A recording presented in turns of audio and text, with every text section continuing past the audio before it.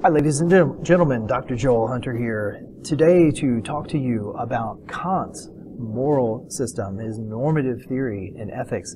And this is the second in a two-part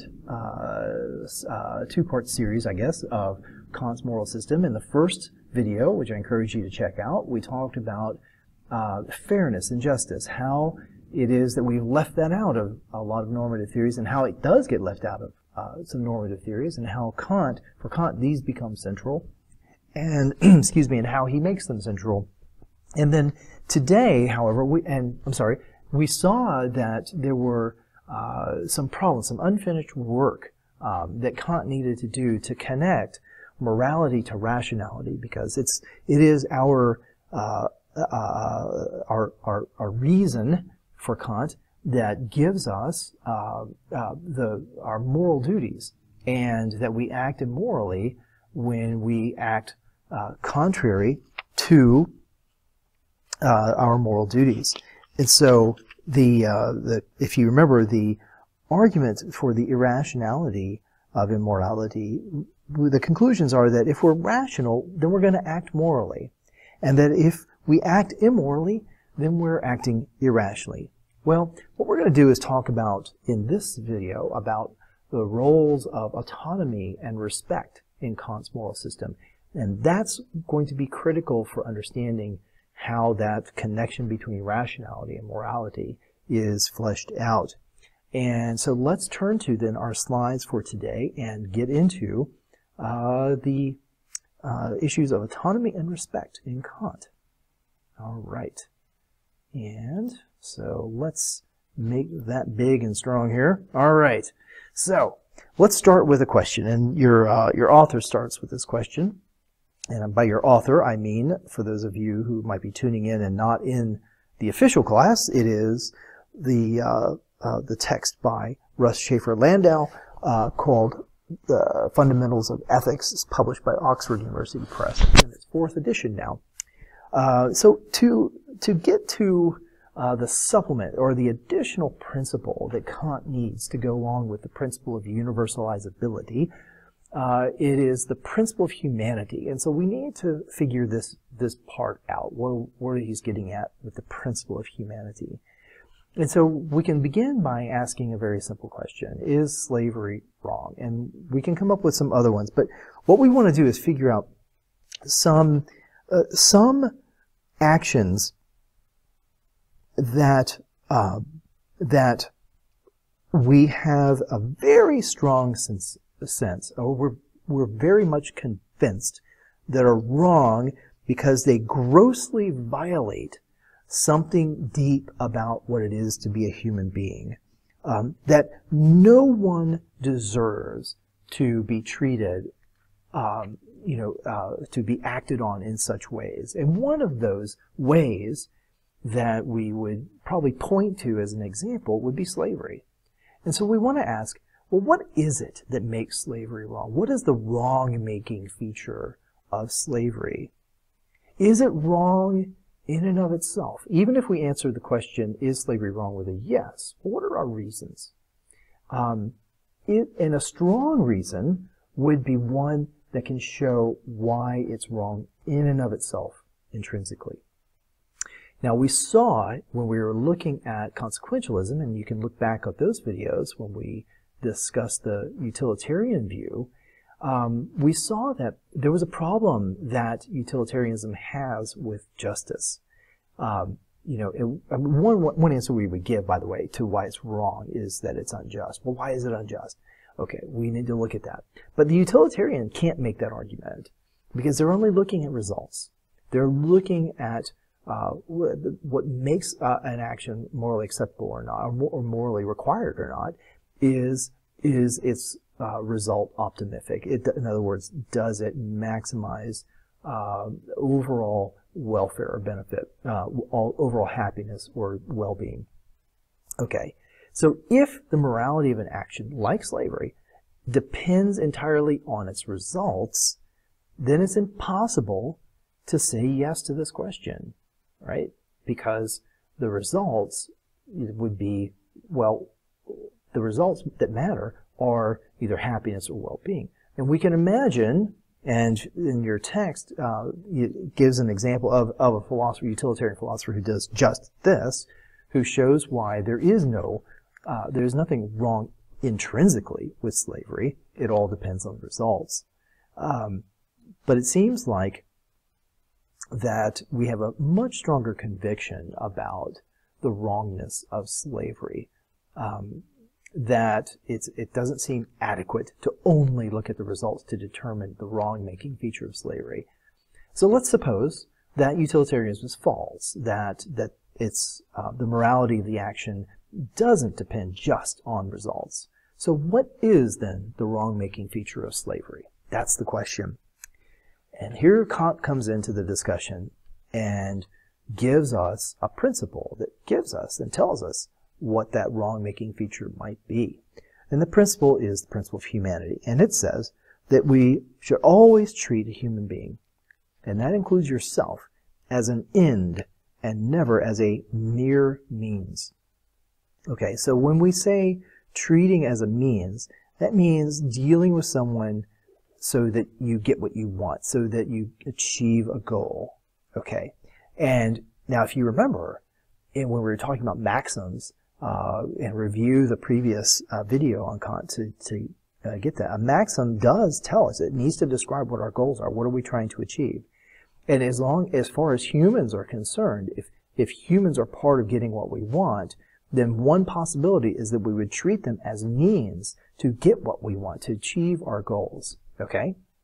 But Kant's going to say, but the principle of humanity has to come in and temper the principle of universalizability, because we're not permitted to treat humans as mere means.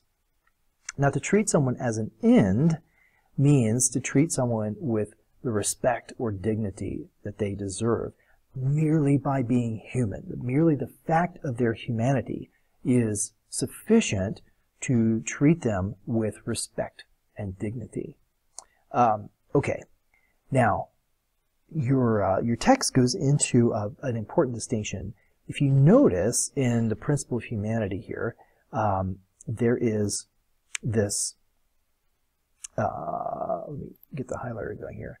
There is this key qualification, a mere means. So we should never treat a human being as a mere means. And the example is that of a plumber. Now, if I call up a plumber to fix a leak in my house, then it is very clear that I'm calling the plumber to get my goal met, that is to fix my leak. Okay. The question is, am I treating that plumber as a mere means? Well, that depends on other kinds of things that go on, right? That depends on whether I pay him or not.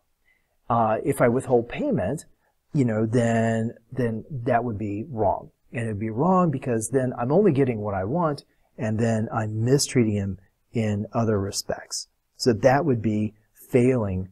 That would be failing to treat the plumber as an end in himself or herself, and instead treating that plumber as a mere means. So notice this, and this is actually a not obvious thing. It's possible that in the same kind of event or action that involves another human being, that you are treating one another both as means and an end. The question is, are you treating, or the important question is, are you treating the other person as a mere means? Okay? So the fact that you might be treating another individual as a means might be acceptable as long as you're also treating them as an end in themselves, that is, with respect and with dignity. Okay? And so withholding payment that is due for someone who renders services to me is treating them as a mere means to get my goal. It is not treating them as an end. So that would be an example of where I'm leaving out a very important part to the principle of humanity, which is to always treat a human being as an end. So the end part, treating another human being as an end, is the non-negotiable part of the principle of humanity. The part of treating an individual, another human being, as a means is is negotiable only if, and it's permissible only if you don't treat them as a mere means. So, no, a common example might be the corporate ladder. So you treat your fellow people, fellow workers as people to step on to get where you want to go, to ascend the corporate ladder, for example.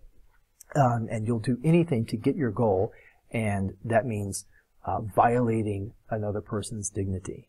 Okay, so that would be wrong. That violates this principle of humanity. Okay, so let's go to, turn that off. Okay, so what is humanity, and what do we even mean by that? Well, the first meaning might be a biological meaning. So, hey, humanity is all the members that belong to the species Homo sapiens. But that's not what Kant means at all.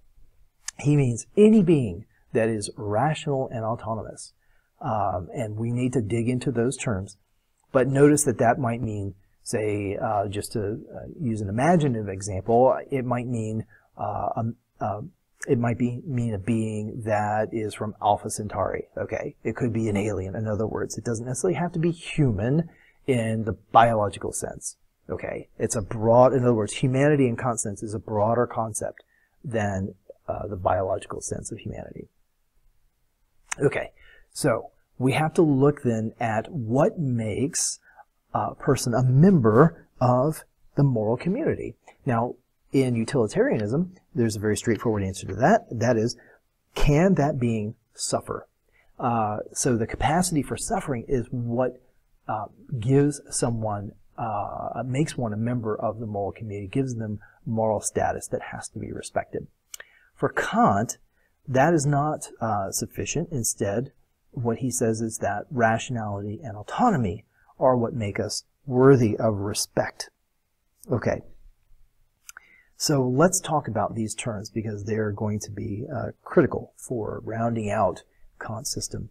So being rational means that we can use reason to figure out how to achieve our goals. So that's sort of the prudential kind of reasoning, or instrumental reason, as some philosophers call it, and deliberate on whether we can pursue them in those goals in a morally acceptable way. Okay, so that's what being rational means here in respect of the moral questions of our actions. Okay, being autonomous means that we can decide for ourselves which principles are going to govern our lives. In other words, our maxims. We can decide for ourselves what are going to be our maxims that govern our lives, and that we are ultimately responsible for the choices we make. In other words, we cannot shift the blame. The buck stops with us. If we are rational, if we are autonomous, it is these features of our humanity that give us our moral worth. Okay? So on pages 176 to 178, this is the third edition of the text, the author gives us 7 morally significant reasons why rationality and autonomy are important, morally speaking. And he goes through some examples that are problems that we can avoid as well as benefits of it.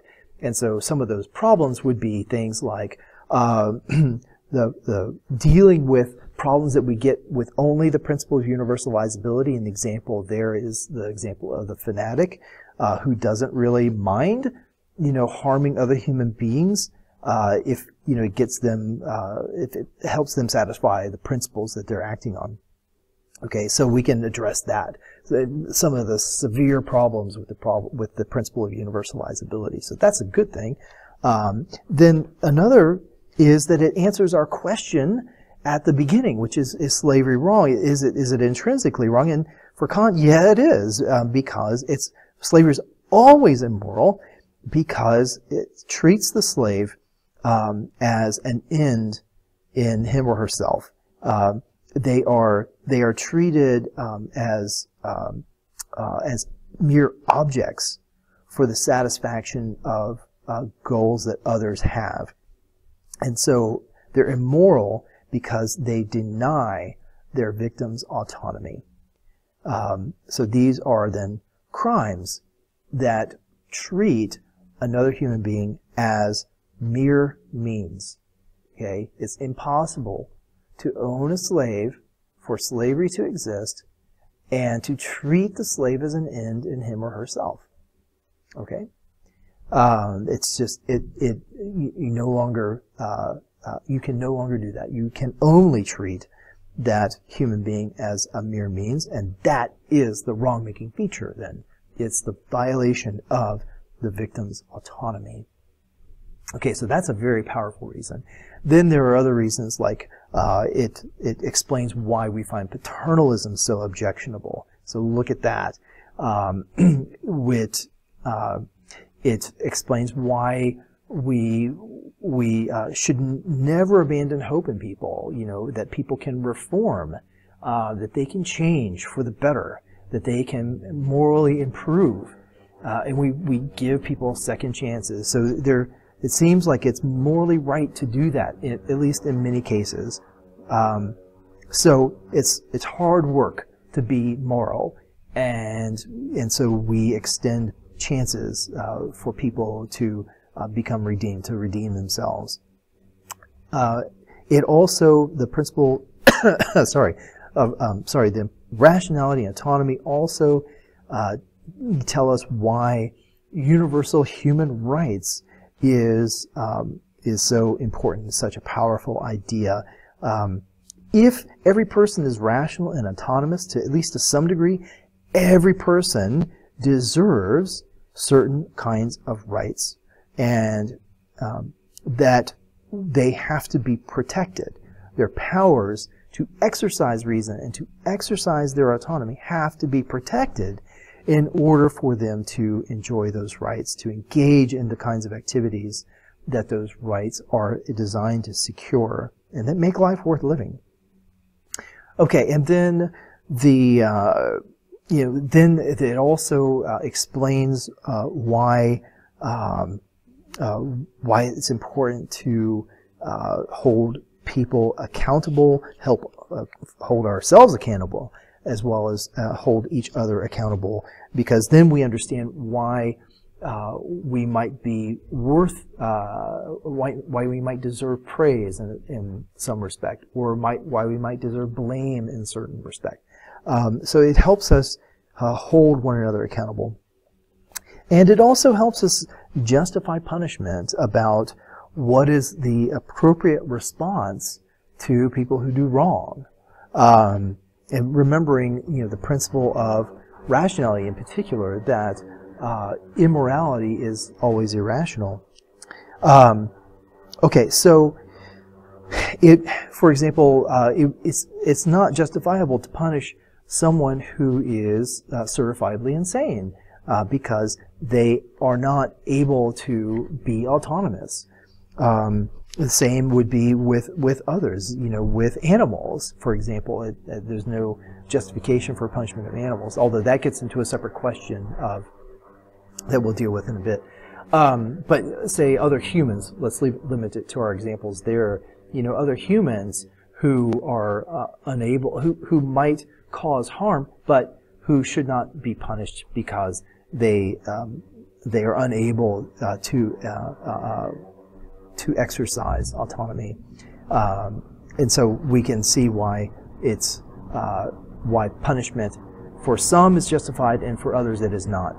Okay, and so as I mentioned already, that principle of humanity also solves a key problem with morality that's limited to the principle of universalizability, and so hopefully now you've seen why that is. Okay, so what is it that has intrinsic value? Okay, for Kant, I've already covered this. It's not happiness or well-being. That's utilitarian. Or consequentialists. That's what they think has intrinsic value. Kant claims that the only thing that is good in every single circumstance, that is universally, is the good will. Okay, so what's the good will? I need you to know this. The good will is the ability to reliably know what your duty is. So there's the importance of rationality, and a steady commitment to doing your duty for its own sake. Okay, and to do that, you need autonomy. Okay, so you have rationality, autonomy, and will. That is this drive to do your duty in the face of opposition, or maybe in the face of temptation, or maybe in the face of distraction, and so on. Maybe in the face of harm. So a good will is not only to reliably know what your duty is, but also the steady commitment to doing it for its own sake, for no other reason than it is your moral duty to do it. Okay, and so we need to talk now about moral worth.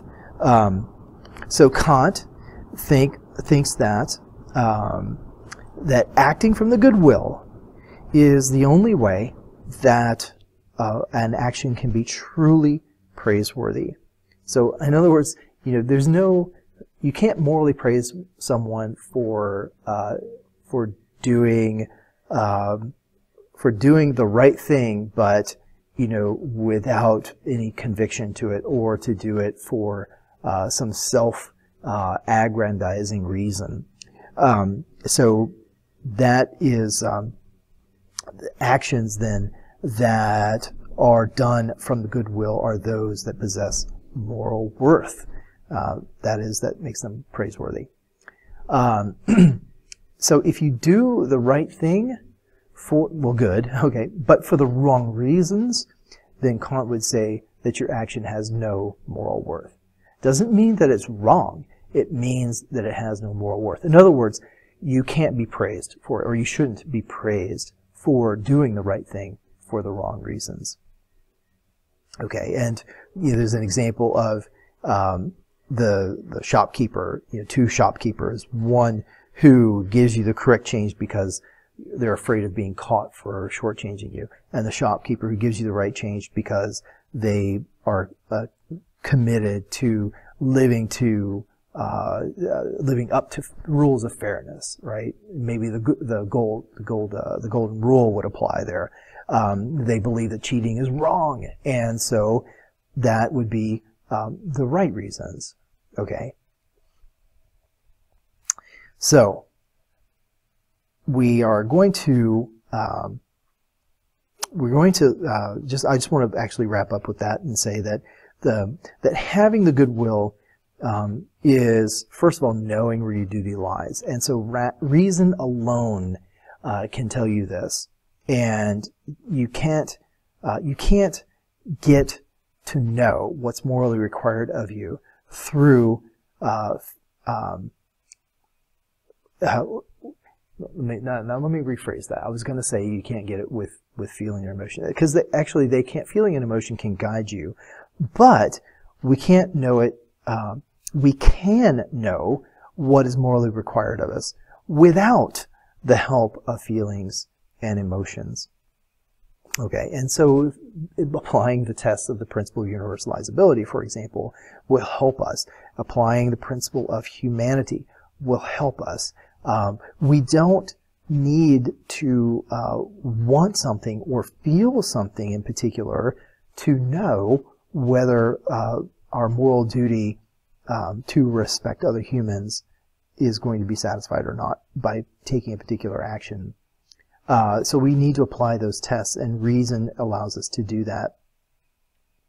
So, our desires, our wants, nor our emotions are essential for us discovering what our moral duties are. Okay, we need to determine. In fact, we have to be able, at least, to determine what's right and wrong by our rational thinking alone. And part of the reason is that our desires, as we've seen before, and as well as our feelings, are unreliable moral guides. They can lead us to being to wrong actions, even out of the best of intentions. And so it's important that we not rely on anything other than reason to tell us our moral duties.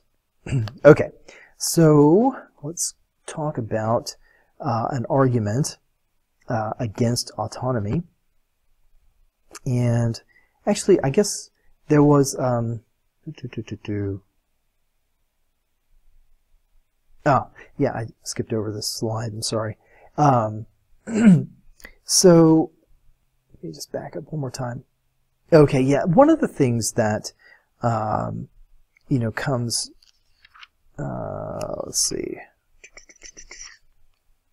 Yeah, okay, we'll get to that in a second. Sorry, I'm thinking out loud when I shouldn't be. So, doing dutiful actions, doing our moral duty, and being motivated by emotion or desire, they lack moral worth. In other words, they lack then a justification for praising them, and that disconnects us from the goodwill, because remember, the goodwill, we have to reliably know what our duty is, not we have to feel it. We have to know it, and then we have to have that commitment to do the duty for its own sake. And so we have to know that as well. We have to know which duties are, the duties, why it is for their own sake. Okay, right. Then, now, let's talk about the problems, and your author gives 5 problems with the principle of humanity. And in each of these, Kant can give responses to them, or you can work out how Kant might respond to them. But let's just step through them real quickly. The notion that treating someone as an end in themselves is vague, and so the principle is difficult to apply. We gave the example of treating the plumber, as an object and not, maybe as a piece of the pipe that they use is wrong, and shooting a trespasser for trampling on our lawn, we see why that's wrong. But treating someone as an end, the positive part of that principle, however, is not as clear as what it means to treat someone as a mere means. And so some examples there are given about that. We need to have a better understanding what it means to treat someone as an end in themselves. And what do we mean when we say that we're respecting others? I mean, you hear that bandied around a lot. Respect. You got to show me respect. You got to treat others as like they deserve to be treated.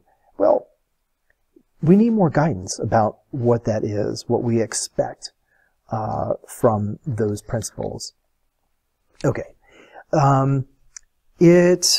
The principle of humanity, one possible problem here is that it fails to give us good advice about how to determine what people deserve.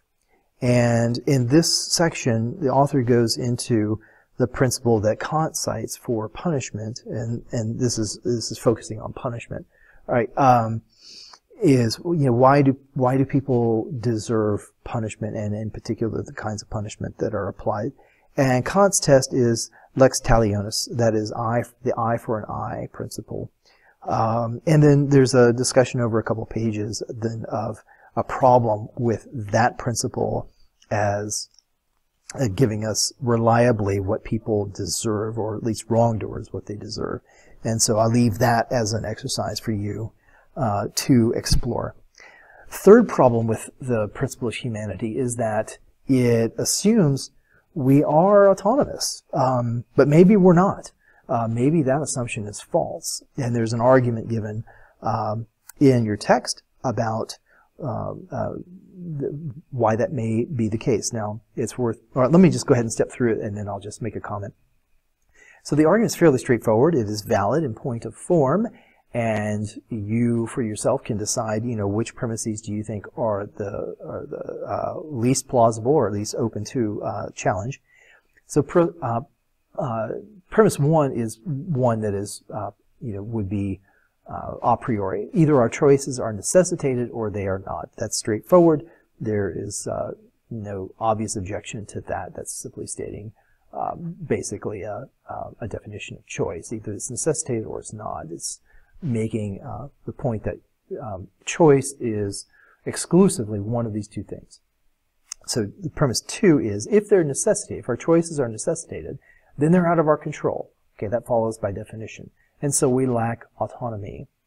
So if my choices, for example, are merely the effects of if what I choose to do is an effect of a combination of non-mental processes, like some neurochemical things going on in my brain, and then the movements of my body affected by my brain, so neurochemistry and electrochemical activity of my body, then all of that would be subject to the sort of mindless natural forces. That's not in my control, and so I don't really have autonomy in that case. Premise 3 states, however, well, what if it's the other thing? What if my actions, my choices are not necessitated? Well, then they're random, and so we lack autonomy. And so then the question is, is the alternative to necessity randomness? Okay, so that's certainly open to challenge as well, but that is one possible way that you can conceive of necessity. And so we would lack autonomy that way, because if my choices are simply random, then roll of the dice and flipping of a coin, then that's not autonomy. I'm not really self-legislating in that case. I'm not really driving the choices at all. I'm simply acting out of a random, irrational principle or irrational force. In both cases, actually, both 2 and 3 are saying that our actions are subject to or are caused by irrational forces. And so if that's true, then if either 2 or 3 are true, then it follows that we lack autonomy. Okay, so this gets into a really interesting area, a very active area in philosophy today.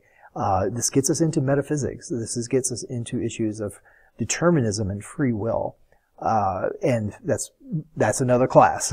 So if you want to explore that, and it's really fascinating stuff, especially the more we learn about the brain, the more these kinds of issues come up especially about whether our choices are necessitated or not. Premise 2, for many people, is the true premise, and then, they would follow that we lack autonomy if premise 2 is true. Okay, but both premises 2 and 3 are open to objection, and that is an exercise also, again, for you to do. Okay, so getting back to our 5 objections, or 5 problems, I should say. So the principle of humanity assumes that the morality of our actions depends only on what we can autonomously control. But wait, there is moral luck sometimes, and that calls that into question. That the morality of our actions sometimes depends on things that we don't control. So and that is what moral luck is. It's where morality of an action depends on factors outside of our control. And you can look at the example there. The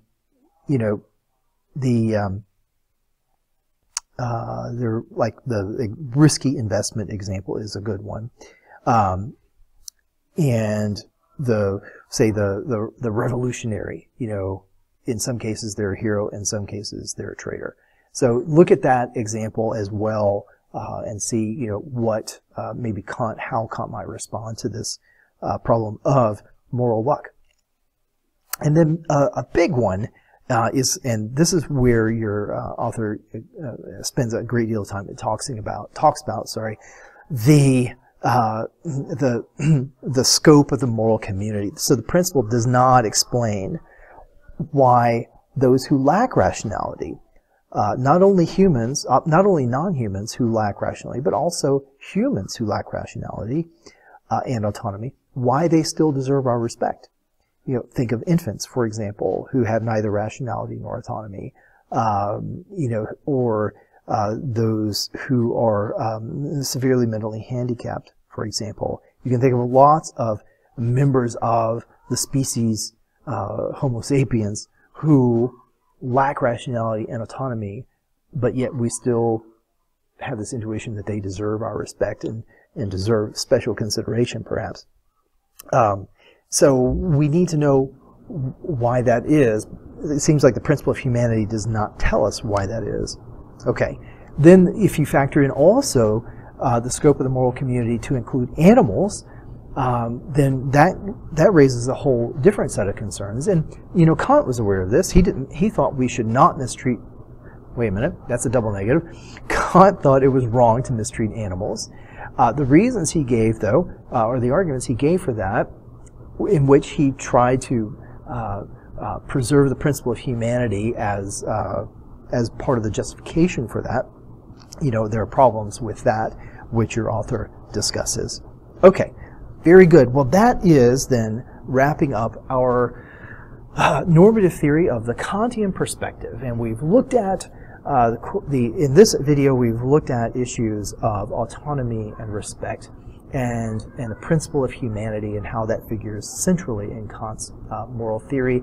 In part one of this series on Kant, we looked at issues of fairness and justice and how the principle of universalizability is essential to Kant's moral theory. Together, these principles help address some of the weaknesses of the other, and none of there are still objections to be raised, and we talked about some of those. But there's still a lot of Kantian moral theorists out there, and they have done a lot of work to address some of these things as they are brought up by philosophers, by challengers. And that concludes our look at Kant. And thanks for tuning in and watching, and I hope this was helpful to you. And I will see you next time in our next normative theory that we talk, which maybe it'll be social contract theory, maybe it'll be ethical pluralism. It depends on where it comes in the series for you.